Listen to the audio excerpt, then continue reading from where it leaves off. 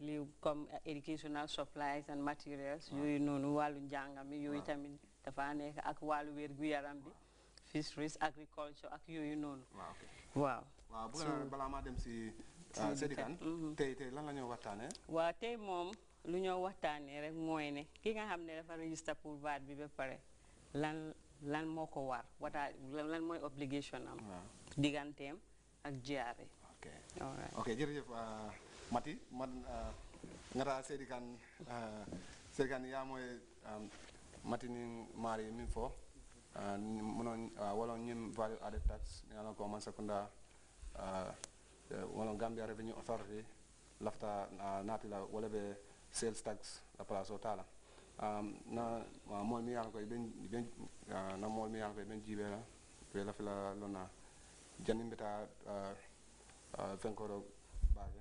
kachato ye mo yo hakilo bulandi monom vati baraka bake Mr. Diallo komi yafo nyami diarere nata nanda kumu minti wolom kana mule kachandi luwa ko to mi yalan ko man sakunda ba sama kanna luwa ko to mi yalan ko national assembly tambi 7 of 2012 min tambi taten ila fo ya safeji wala ko makaro ke ko anyanta la kallo ko sawami yalan ka bina a kari folo la telefolo nam kuto le nyanta na baro nam kuto mi yalan ka nyanta na la ka nam dole jose o nam kuto ni ka fole value added tax o value added tax ni aka namu min jose ka fole sales tax anu namu ni ya jibe atani sales tax la ko ifata damanding bare mulunta la dol fananto e bulunta dinkiral minto abawol kono le nyanta ka jelle chaay komi ngala percentage mo jelle de keme o keme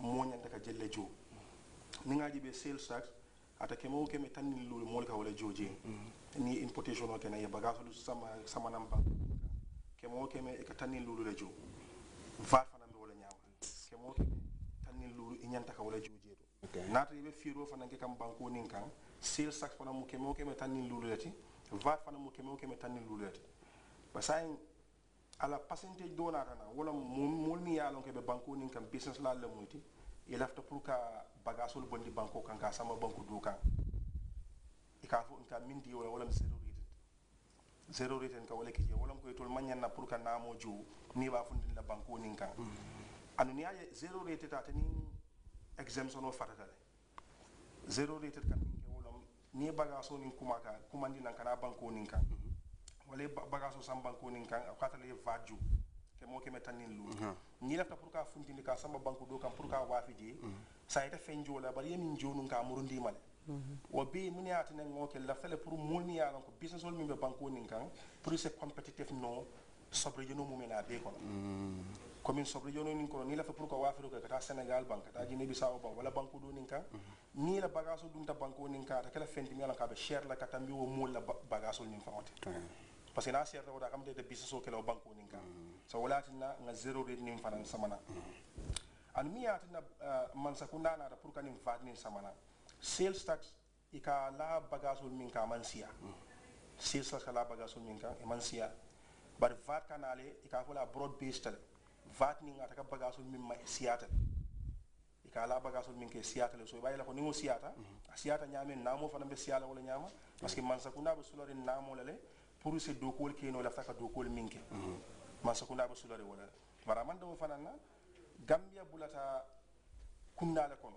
ikami ECOWAS o ECOWAS nim fana protocole le bijeni yalon ko Gambia ya sign le pour kanim vake comme mati ya fa nyame banku sabada madro le bijeni yalon ko West Africa la tundo to mi yalon ko mom vasoto Gambia be wole kono Guinea Bissau ani Liberia sign te menin tembo minto Liberia fana be do ko ke kan pour ka je ko ye vasoto so kam ta Gambia ni Liberia mu mela bi itlo fana be do ko ke kan pour ka je ko vate nana comme ka kuota ka tembe wala mo kacati bar kacat mo fo be kala minti bi fa nafta wala mo ni ala ko registrata loi sembo di milla pour isa namo kanino molo bulu mu nyantele be laari kan parce que ni comme sare ya fa jang mo ni ala ko million soto comme ni wafiro ko sango kono ila turn over wala mi la wafiro ko ni ya min soto je bagasol nto ni ala ko wala nyanta namo nyanta kanina wala to ni million soto doron sign ñantolu mi te kam pour ye register bare modul bi jël ni yalla ko ba million soto bare ni wil keme lulu soto kata fu janni million be banna million be futala million wala wol fanan sina nole ye volontaire pour ka register no ata kala forcé te kam bara kala volontaire pour ina wanya badon pour kata ka register okay bare ko be kala minti kacala ko be kala minti sign ten wolom mu ñantele be kan wala mune be wol kan pour be vata la tamandiru ni okay okay viewers you've heard what the two gentlemen and the lady have said. Now I know in the next 10 or 15 minutes we'll be opening the lines for those of you who will be who can call, who may have questions or comments to add on this program. But first we'll go back to Mr. Sar. Mr. Sar, let's go to the main topic today. Who is supposed to register? What are the obligations? Of a registered person. For registered persons, registered persons. Thank you very much, Mr. Jallo. When you are registered, that is, if you are dealing in taxable supplies and your turnover has reached the mandatory threshold, you need to come and apply for registration. If you are registered, you are issued with a certificate. That is the starting point. That certificate, you should go and display that in your workplace or shop. This is to show your customers that I am mandated by law to charge VAT, to collect VAT. If you are registered, you are like an agent to the GRA. You collect tax on behalf of the GRA. Because this tax you are collecting is not a cost to you. You are collecting it from customers. So the number one obligation is displaying your certificate in your shop or workplace. After that, you need to be keeping records, because VAT and all other taxes are based on a self-assessment regime. This is to say, you, the taxpayer, you assess yourself. You calculate your taxes. So if you are not keeping records, the taxes you are paying will be based on estimate, which is not correct. So that means, like if I'm a customer, I have to keep record of everything that a transaction I do? Not the customer, the registered person. Okay, the registered person. The businessman who is registered with GRA to collect VAT. You need to be keeping records. This record keeping is very, very important. Okay. Not just for tax purposes, but for yourself as a businessman, so that you will know where your business is heading to.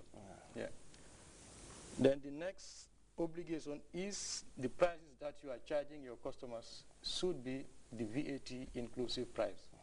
That is the price you are displaying, you are charging on your goods on display should include the VAT. You shouldn't price the good and leave out the VAT just for someone to pick it up and come to the counter to pay. Then you say, oh, mister, this is just the price. You have to pay 15% on top of this as the VAT. Okay.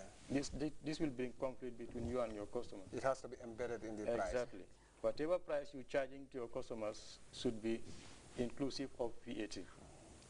That's another obligation. One other obligation which is very, very important is the issue of VAT invoices and receipts. Because as a VAT registered person, if you are buying from customers, from your customers, you pay VAT. You need to make sure you get invoices or receipts from them.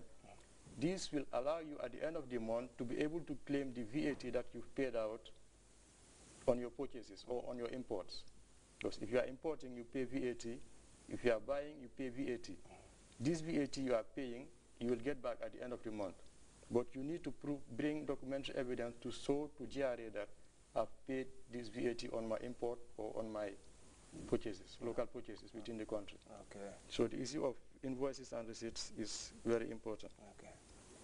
Then after doing all this, you come to the end of the month when you have to come to the income tax office, pick up a form, which is called the VAT monthly return, fill it, and bring it to GRA with your payment if you have to pay any for that month.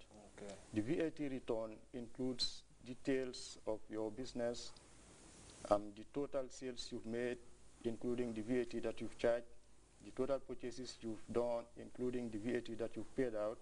Then you deduct what you paid out from what you've collected from your customers. The difference is what you pay to GRA if it is a positive figure. Okay.